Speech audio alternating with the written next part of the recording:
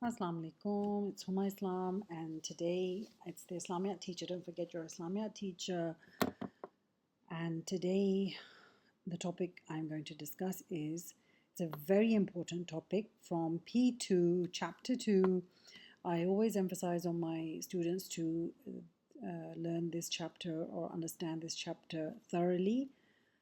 And the topic is criteria for authenticity of hadith, isnad, and matn. In other words, when we're talking about the sanad and the matn, criteria for authenticity of hadith. Remember, when you get a question about this, they can ask you about describe the criteria for authenticity of a hadith, or they can ask you a question like what were the checks that the muhaddithin or the scholars applied to the isnad or matan, or it can be asked in a different way, but it all means the same. If you're asked about what were the different categories of hadith, naturally the categories of hadith were categorized based on authenticity. So even in that case, it will mean the authenticity of the hadith. So, okay. Introduction. Hadith. I've mentioned this many times, but naturally you need to give an intro. So hadiths are reports of the sayings, actions, and tacit approvals of the Prophet Muhammad sallallahu alaihi wasallam. You know what sayings are, naturally what he has said, his actions, his sunnah, and tacit approval is when the companions were doing something, he neither rejected it or nor did he encourage it. That means that he was silently approving of it. It's okay to do it. Significance. Understanding the criteria for authenticity is essential in maintaining the integrity of Islamic teachings and jurisprudence. In other words, if we can't rely on a weak or a fabricated hadith, we need a authentic hadith. Why? Because the integrity of Islamic, the principles of Islamic teachings and jurisprudence, the law, all bases upon it. Basically, imagine having a law binded by a hadith that was fabricated. It means that everybody who is thinking that this is the right law would be committing, unintentionally committing a sin. Now, the key criteria to check the authenticity of hadith will always be the isnad and the matan. Isnad is the plural of sanad. What is sanad? Sanad is a chain of narrators. Sanad basically means a link in a chain. So isnad means different links in that chain. And when we're talking about the chain, when it comes to authenticity of hadith, we're talking about the chain of narrators. Who are the narrators? In other words, first the prophet is the where the hadith starts from. Then the companion, suppose the companion narrates the hadith from the Prophet ﷺ. Then the tabaeen narrates from the companion, and then you will have the tabaeen. They will be narrating from the tabaeen, and so on. So, this chain starting from the Prophet, companion, tabaeen, tabaeen, and so on. This whole, this long chain of people basically who are transmitting the hadith, that is known as the chain of narrators. Now, the matan, we use the word in Urdu also, like assess this matan or write a comprehension on this matan. So it's the content of the hadith, the actual wordings. If you've ever gone through say Bukhari hadith, the hadith books, and even if you have not gone through them, I would want you to go through them if you have it in your home. If you don't have it in your home, go to the library and just check on a Sahih Bukhari book. Open, you just have to go through the first few hadiths and you will see that there's this long chain of narrators, and at the end of the chain of narrators there's just a small, like usually there's just 2 to 3 lines of text, unless it's a very long hadith. So the content of the hadith is the matan. I hope that's clear. Now, the 2 pillars of authenticity, in other words, without checking these 2 things, relying on the authenticity of hadith is near to zero. I mean, it can't be. Yes, I remember that they also use that. What makes the hadith reliable? Sometimes a question is asked like this, what makes the hadith reliable? It would be after, if the hadith passes the criteria of authenticity. Now, so these 2 pillars, which are they again? Isnad and matan, chain of narrators. Now, it's being mentioned below, that refers to the sequence of narrators who transmitted the hadith, must be continuous, trustworthy, and competent. In other words, the chain must be continuous. There should be no break in the chain. It's not like a physical chain. It's just like, suppose the Taba Tabi'in is directly narrating, in his writing, narrating from the companion.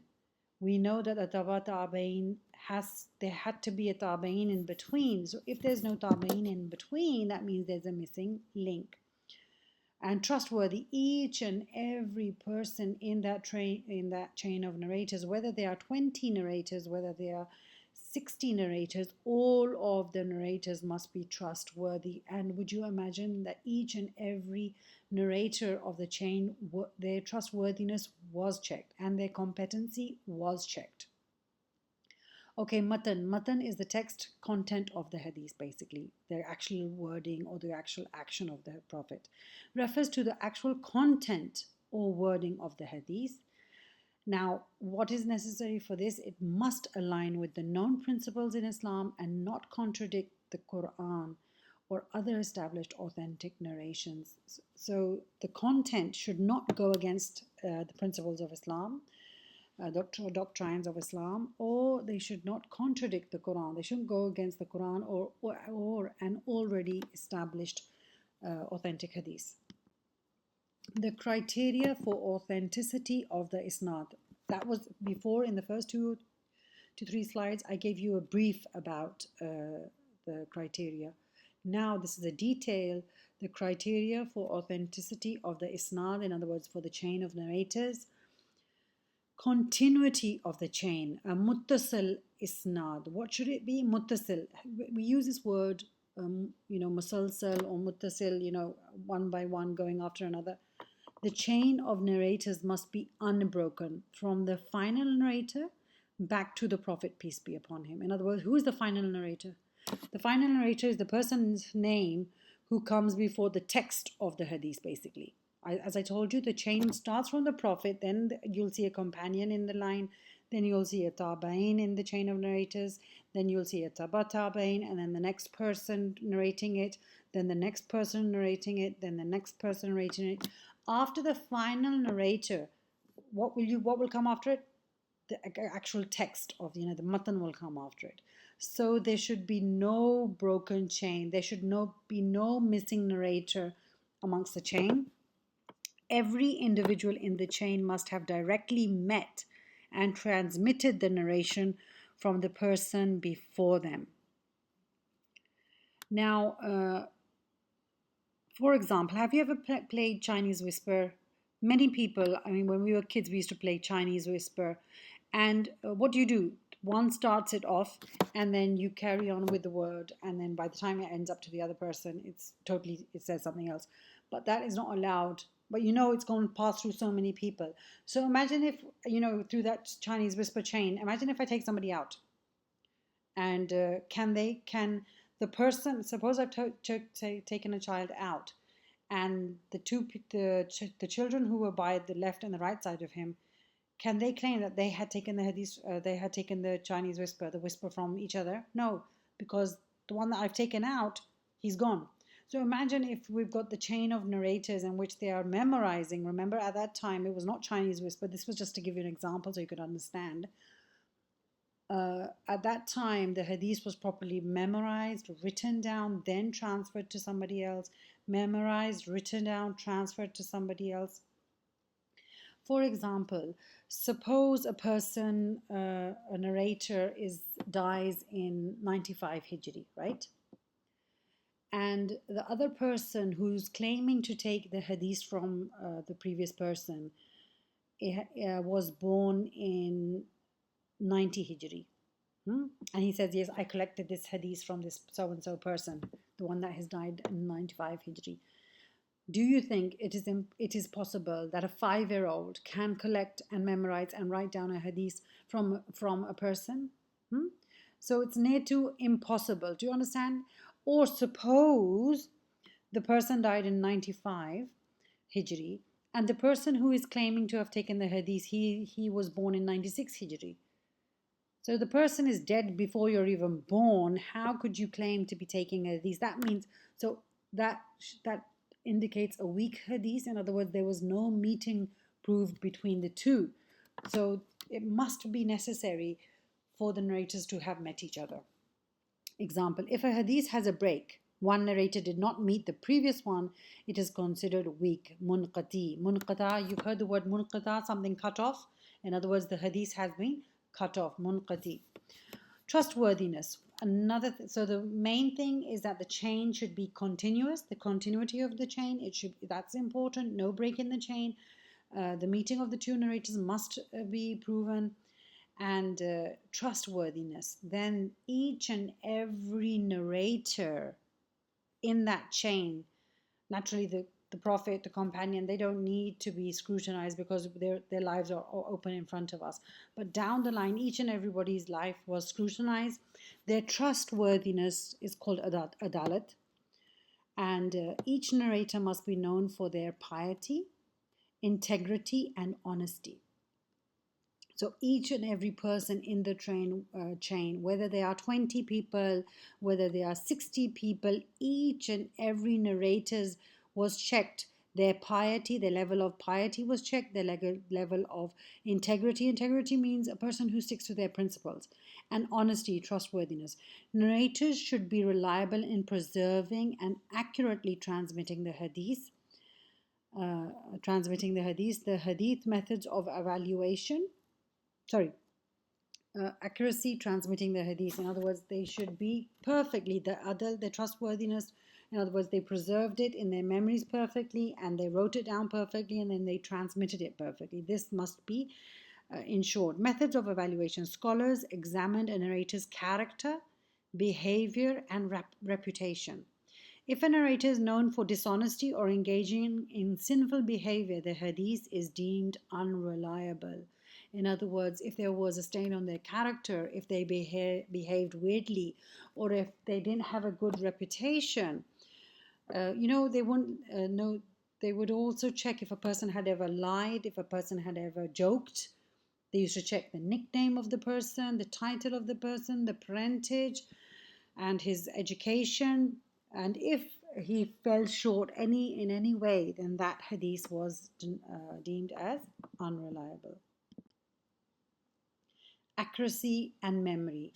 Another thing that had to be checked within the chain of narrators was the accuracy and memory. It's called a zabt.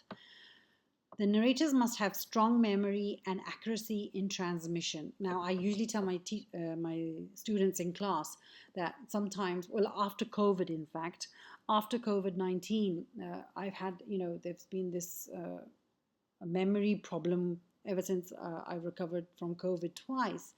Is that sometimes a name that I've known, like something even from the syllabus, something that is on my fingertips, I never have to revise it, just goes from my mind instantly.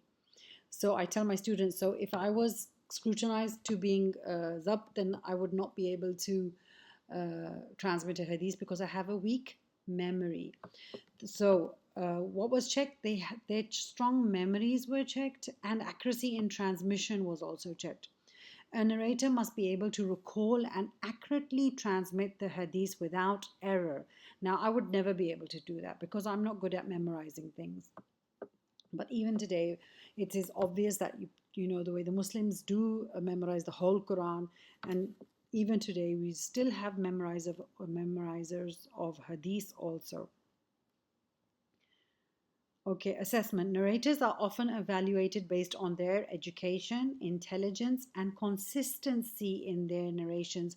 Do you remember Abu Huraira was checked by, I think, a government personnel, that he was asked to narrate a hadith, and then 1 year later he was asked to narrate the same hadith, and he narrated it exactly in the same wording with no mistake. Avoidance of weak or suspicious narrators, dhaif. If a narrator is known for weak memories, like somebody like me, or makes mistakes or lack of knowledge, their narrations are not accepted as authentic. The reason why weak narrations were not accepted as authentic was because of either weak memory, or either they have made mistakes in their lives, or maybe they're lacking knowledge. Example, a narrator who habitually forgets or confuses narrations would be considered unreliable because he's not really sure if what he memorized is right or not. So that will be categorized as a weak narrator. The criteria for authenticity of the Matn. What is the Matn? It's the text where, it comes in the, quotation marks. Consistency with the Quran. The content of the Hadith must not contradict the Quran. In other words, the Quran forbids shirk. And imagine if there's a Hadith that comes up that says, okay, you can go and bow down to a grave or an idol. What would that would be a Hadith that is totally contradicting the Quran, right? Any Hadith that opposes the clear teachings of the Quran is considered rejected. Example, a Hadith claiming something that contradicts the fundamental beliefs of Islam, like shirk, like polytheism, is immediately rejected. Consistency with established authentic Hadith. The Matn must not contradict an already established authentic Hadith.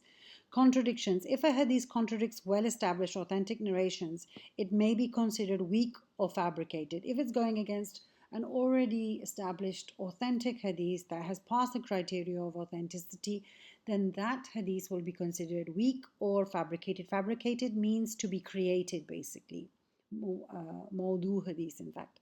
Example, a Hadith that states an action prohibited by authentic narrations may be rejected due to inconsistency. For example, if we know that the Prophet has forbid Muslim men to wear silk, and if somebody comes up with a Hadith in which it is mentioned that, okay, the person, a companion or someone else was wearing blue colored silk, would that make sense? No, it's contradicting authentic Hadith.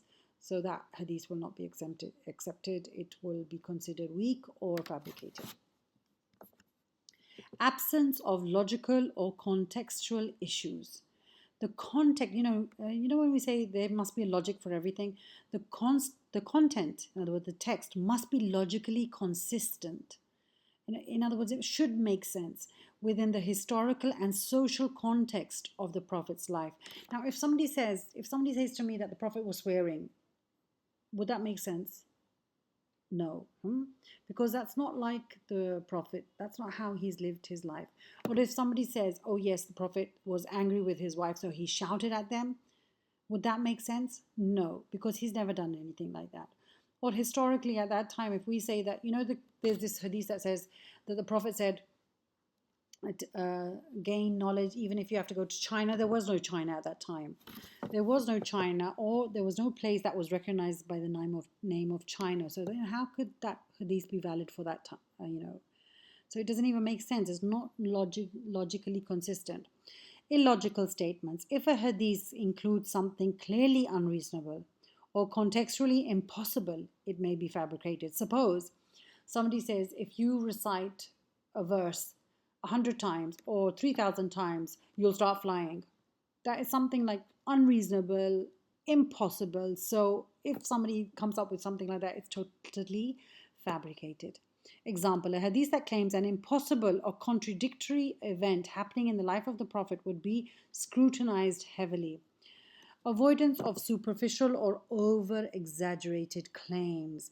Now remember, whenever, the reason why people started fabricating, creating, or the Mawdu Hadith was because, the Shia Sunni sect evolved, and to the Shias, they were supporting Hazrat Ali, so they created exaggerated Hadith in his praise, and then the Sunni, they also did the same.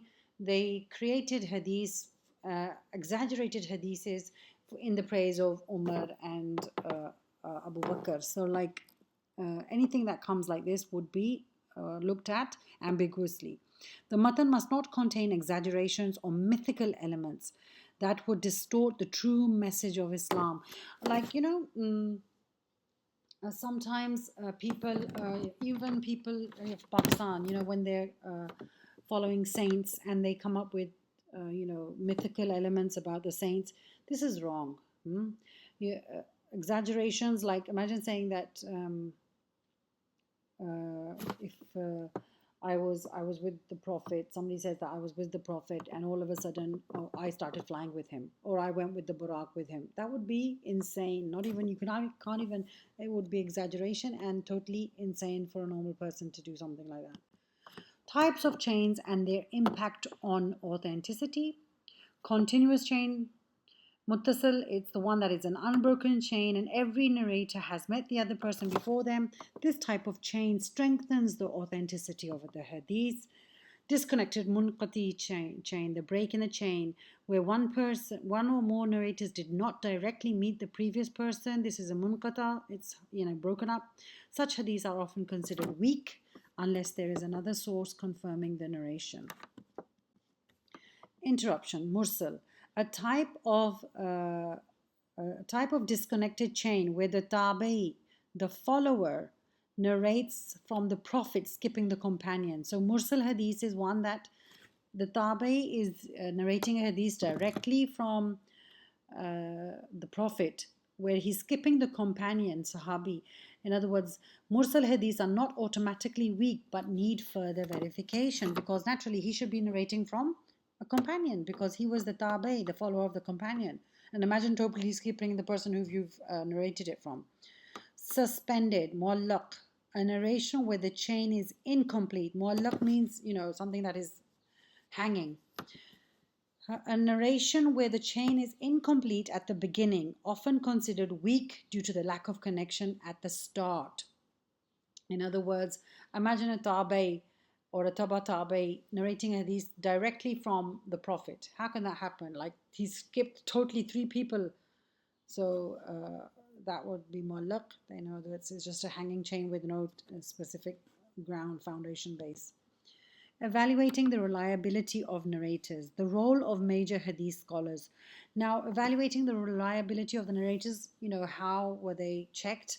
The role of major hadith scholars like Imam Bukhari, Imam Muslim, and Ibn Hajar al-Asqalani developed extensive biographical dictionaries to evaluate narrators. Each and every narrator's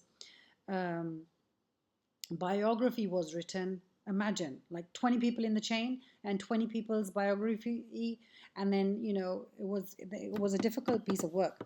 Tools for evaluation: Rijal, biographies of narrator. Basically, Imam Bukhari was the one who initiated the science of Ilmul Rijal, the biography of narrators. Detailed records of a narrator's life, character, and reliability were documented. Mutabba'at, cross-references, comparing different narrations to spot inconsistencies. Like when a hadith was collected, it was not just collected, they were then cross-checked with other people's written manuscripts and written or other people's narrations. How scholars apply the criteria. Hadith collection. Sahih al-Bukhari only included narrations that met the highest standard of isnad and matn verification. Sahih Muslim similarly rigorous, but with a slightly different approach to some narrations. In other words, both of them have collected hadith, Sahih hadith. Hadith criticism. Scholars use the criteria of isnad and matn to classify hadiths into various categories such as Sahih, Hasan, and Dhaif. Based on this criteria of authenticity, checking on the narrators, checking on the matn, hadith criticism, in other words, hadith scholars have criticized and then categorized hadith into Sahih, which is an authentic hadith, and then Hasan, which is a good, okay hadith, and a Dhaif hadith. The importance of isnad and matn in Islamic law.